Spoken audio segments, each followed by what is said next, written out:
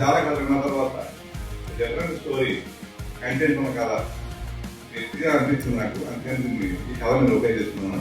ఈ కథకి ఈ సినిమాకి ధైర్యం కిరణ్ గారు చాలా ఎఫర్ట్స్తో కూడుకున్న ఒక ప్రాజెక్ట్ అండి.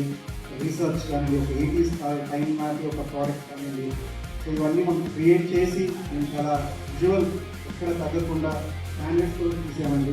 ఇక్కడికి వచ్చిన ఆ ఎనర్జీ నాకు కాదు, డెఫినెట్లీ మీ అందరూ డెఫినెట్గా ఆలోచన చేసుకోవచ్చు.